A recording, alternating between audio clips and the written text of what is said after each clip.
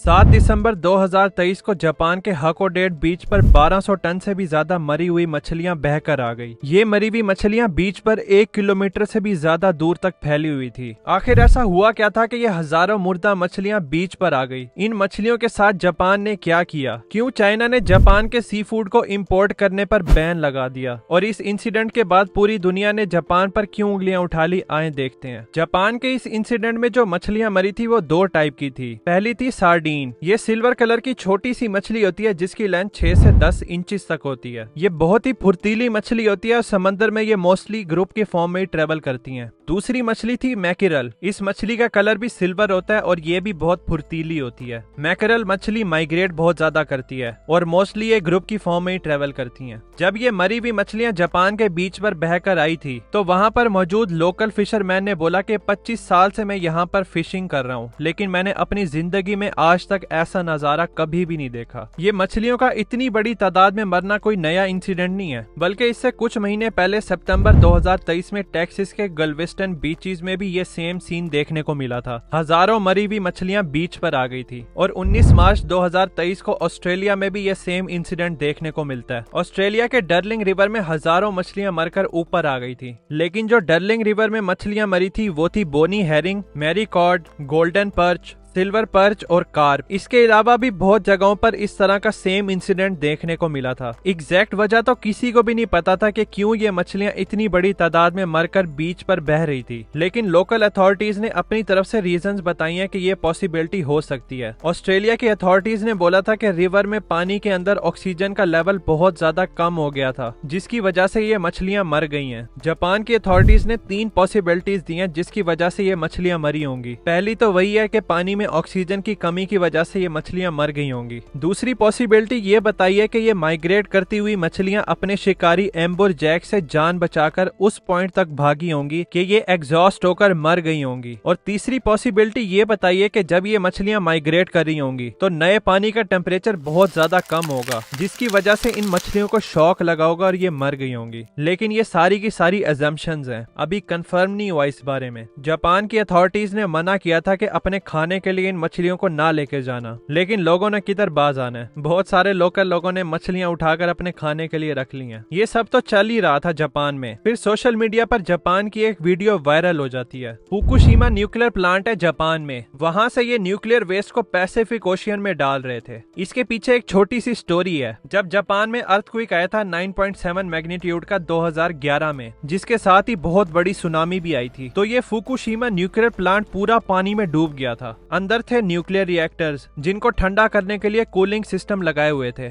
Short circuit की वजह से ये कूलिंग सिस्टम फेल हो जाते हैं और जो बैकअप जनरेटर्स लगे हुए थे वो भी फेल हो गए थे, तो वो रिएक्टर्स मेल्ट होकर ब्लास्ट हो जाते हैं और सारा पानी रेडियो एक्टिव हो जाता है। इसके बाद इस पानी को जमा किया जाता है बैरियर्स लगाकर और काफी सारा पानी स्टोरेज टैंक्स में भी जमा किया जाता है। रिएक्टर्स को कूल करने के लिए पानी ही इस्तेमाल होता है। तो इतने सालों से ये नया नया पानी इस्तेमाल करते जा रहे थे और जो वेस्ट पानी होता था उसको जमा करते जा रहे थे। अब इनके पास मजीद वेस्ट पानी के लिए जगह ही नहीं बची थी, तो जापानीज गवर्नमेंट 2020 में ये प्रपोजल देती है कि ये इस वेस्ट पानी को कुछ हद तक साफ करके ओशियन में डालेंगे। इसके अलावा कोई रास्ता नहीं है। जापान ने बोला कि वो अगले 30 साल लेंगे और थोड़ा थोड़ा करके ये गंदा पानी पैसिफिक ओशियन में डालेंगे, जिससे सडन चेंज देखने को न मिले। अगस्त 2023 में जापान पहली दफा फुकुशिमा न्यूक्लियर प्लांट से रेडियो एक्टिव पानी पैसिफिक ओशियन में रिलीज कर देता है, जिससे नेबरिंग कंट्रीज का शदीद रिस्पॉन्स देखने को मिलता है। चाइना तो इसके रिस्पॉन्स में जापान का सी फूड ही बैन कर देता है। हांगकांग जापान के 9 स्टेट का सी फूड बैन कर देता है। नॉर्थ कोरिया कहता है कि ये जो हरकत जापान कर रहा है ये ह्यूमैनिटी के अगेंस्ट क्राइम है। साउथ कोरिया के ऑफिसर्स बोलते हैं कि बजाय जापान का सी फूड बैन करने के हमें सी फूड ही नहीं खाना चाहिए। और साउथ कोरिया में ही लोगों ने जापानीज एम्बेसी के सामने प्रोटेस्ट करते हुए बोला कि समंदर जापान की ट्रैश बिन नहीं है। नेबरिंग कंट्रीज के अलावा फॉरेन एक्सपर्ट्स ने बोला कि अगर ये रिलीज प्लान के साथ गया तो इसका बस ना के बराबर ही इम्पैक्ट होगा इन्वायरमेंट पर और इंसानी सेहत पर। फिर बदकिस्मती से पानी रिलीज करने के 4 महीने बाद ही ये मछलियों वाला इंसिडेंट हो जाता है। हजारों मछलियां मर गई थी जापान के बीच पर। दुनिया भर से लोग कहने लगे थे कि इतनी सारी मछलियों की मौत इस फुकुशिमा न्यूक्लियर पावर प्लांट के वेस्ट को पानी में डालने की वजह से हुई है, लेकिन जापानीज अथॉरिटी स्ट्रांगली इस बात को रिजेक्ट कर देते हैं। वो कहते हैं कि इस चीज का कोई ताल्लुक नहीं है फुकुशिमा न्यूक्लियर प्लांट के साथ, क्योंकि हाकोडेट बीच और फुकुशिमा न्यूक्लियर प्लांट के दरमियान 600 किलोमीटर से भी ज्यादा का डिस्टेंस है, तो इसीलिए जापानीज अथॉरिटी ने इस बात से डिनाई कर दिया। अब एक्चुअल में क्या हुआ होगा इन मछलियों के साथ जो ये इतनी बड़ी तादाद में मर गई, एक एक करके इसकी पॉसिबिलिटी को देखते हैं। पहली पॉसिबिलिटी है हाइपोक्सिया, यानी पानी में ऑक्सीजन की कमी। मछलियों का हाइपोक्सिया से मरना बहुत ही कॉमन चीज है। एक्वेरियम में भी अक्सर मछलियां हाइपोक्सिया की वजह से ही मरती हैं, लेकिन समंदर में जब किसी जगह पर बहुत ज्यादा एल्गी पैदा हो जाती है, जिसको बोलते हैं एल्गी बूम, तो जब एल्गी मरती है और डिकम्पोज होती है तो बैक्टीरिया एल्गी को डिकम्पोज करते हैं और इस प्रोसेस में बहुत सारा ऑक्सीजन इस्तेमाल होता है। तो मछलियों के लिए ऑक्सीजन बहुत ज्यादा कम हो जाता है, जिसके रिजल्ट में मछलियां मर जाती हैं। दूसरी पॉसिबिलिटी है ओशियन वार्मिंग। जब इन्वायरमेंट का टेम्परेचर बढ़ता है तो पानी का टेम्परेचर भी बढ़ जाता है, तो पानी के ऑक्सीजन को होल्ड करने की एबिलिटी कम हो जाती है, जिसकी वजह से मछलियों के लिए ऑक्सीजन की कमी हो जाती है और वो मर जाती हैं। तीसरी पॉसिबिलिटी है स्ट्रेटिफिकेशन।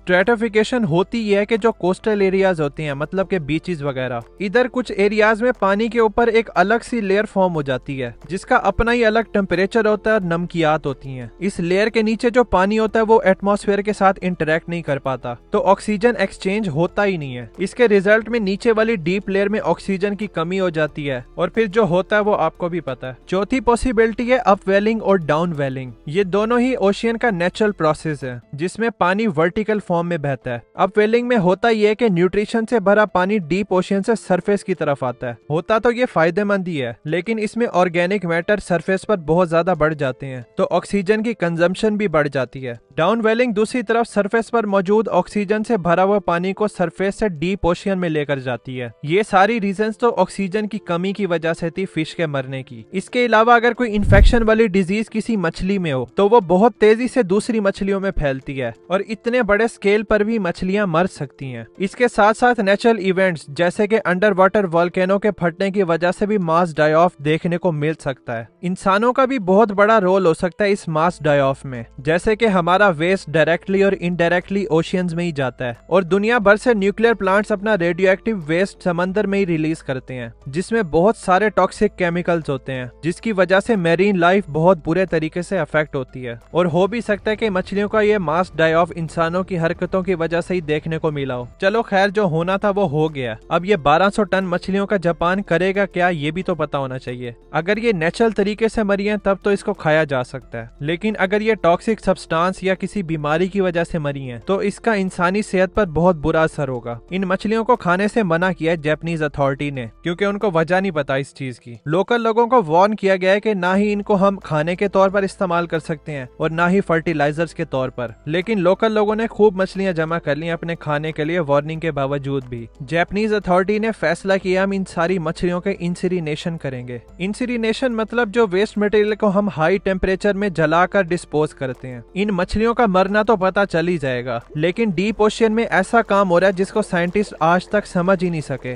डीप सी में खाने की कमी होने के बावजूद भी जो ऑर्गेनिज्म आपको सरफेस पर दिखते हैं, उन्हीं सेम ऑर्गेनिज्म का साइज डीप ओशियन में 100 गुना से भी ज्यादा बढ़ जाता है, जिसको बोलते हैं डीप सी जाइगेंटिज्म। हालांकि वहां पर खाना भी बहुत कम है। इस चीज पर मैंने डिटेल में वीडियो बनाई है, आपको हाईली रिकमेंड करूंगा कि आप जरूर देखना। फिर मिलते हैं गहरे समंदर में उन ऑर्गेनिजम्स के साथ। Thanks for watching.